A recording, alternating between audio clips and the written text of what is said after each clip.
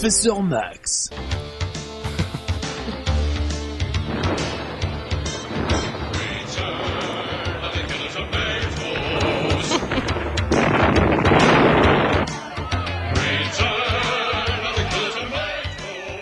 Vous écoutez la musique du film Le Retour des tomates tueuses.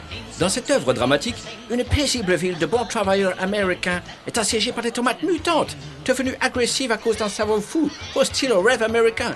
Damned! Mais où ils vont chercher tout ça, les gens du cinématographe du Boissin? C'est pourtant pas les minéraux, végétaux, animaux toxiques, vénéneux et venimeux qui manquent. Dans cette émission, nous nous consacrerons au poison naturel, bio.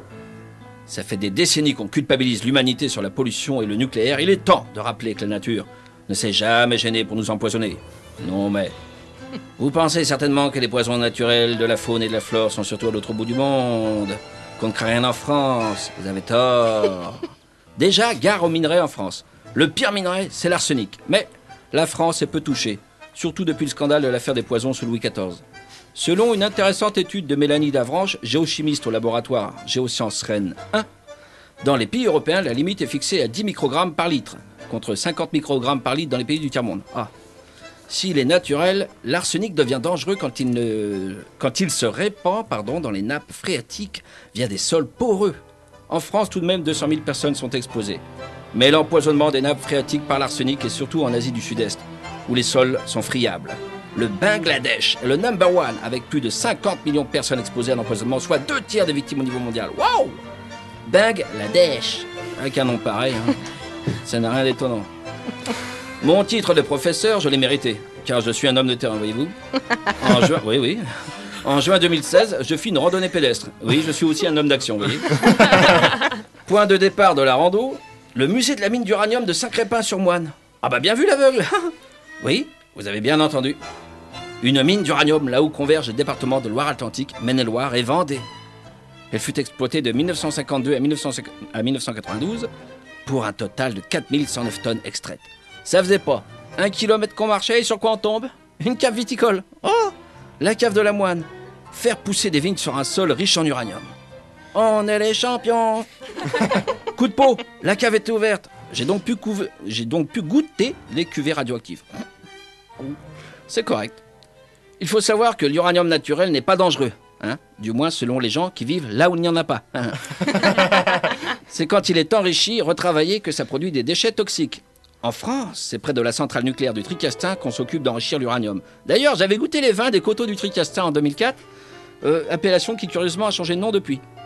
Je les avais trouvés plus tanniques que ceux de Saint-Crépin. Ah, et moi, de toute façon, je vais vous dire, je préfère les vins amiantés du Cap Corse. Patrimonium muscat du Cap Corse. Oui, le sous-sol du Cap Corse est naturellement riche en amiante blanche. Oh, vous le saviez pas lors de vos dernières vacances? Oh, vous ne pouvez pas louper les vestiges de la carrière d'extraction de Canary à flanc de montagne face à la mer. Ce fut la plus grande carrière d'extraction d'amiante d'Europe de 1941 à 1965. Le terme d'amiante désigne certains minéraux à texture fibreuse. L'amiante est extraite de la serpentine, un minerai sombre que l'on voit à la plage de Nonza au centre-ouest du Cap Corse, car il a remplacé le sable. Les fibres d'amiante sont particulièrement cancérigènes par les voies respiratoires, sous forme de poussière. Au-dessus de 60 fibres d'amiante par litre d'air inhalé. Il y a danger, et c'est vite arrivé. En tout cas, vous pouvez continuer à boire les vins du Cap Corse. Ils sont excellents. De toute façon, le critère de dangerosité commun à tous les poisons, c'est la dose. En dessous d'une certaine dose, il n'y a pas d'empoisonnement. Non. Vous mourrez juste au ralenti. Peinard. Question dosage, moi qui ai vécu 10 ans au Cap Corse, je crains plus la cirrhose que l'empoisonnement. Si l'amiante vous fait peur, rappelez-vous que les vins de Chablis, dont la fraîcheur et la minéralité sont si célèbres dans le monde, sont cultivés dans l'Yonne, le pays où sont enterrées les victimes du docteur Petiot, Claude Dunant, Émile Louis, Jean-Pierre Trébert, etc., etc. Ah, la France et ses terroirs.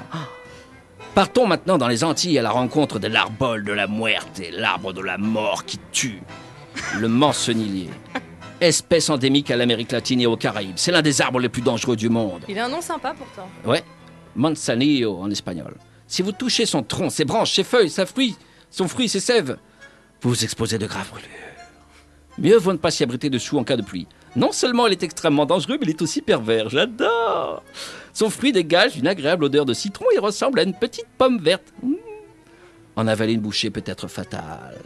Ça fait plaisir de voir que toutes les espèces ne se laissent pas bêtement éradiquer par l'homme, comme en Amazonie. Enfin un arbre qui se sort les branches du tronc. On trouve le mancenillier sur toutes les plages des Antilles françaises. Le comble, c'est qu'on ne peut pas les arracher car ils sont efficaces contre l'érosion. Pervers, délicieusement pervers, j'adore. Mince, le temps qui m'est imparti est parti. Je n'ai pas eu le temps d'aborder les poisons des animaux. Mais bon, ça va, ok, on a des couleuvres, des frelons, hein. Mais en Afrique, en Australie et ailleurs, je vous signale qu'ils ont des araignées de la taille d'une main, des boas, des pitons. Alors mes chers compatriotes, ne faites pas les chochottes.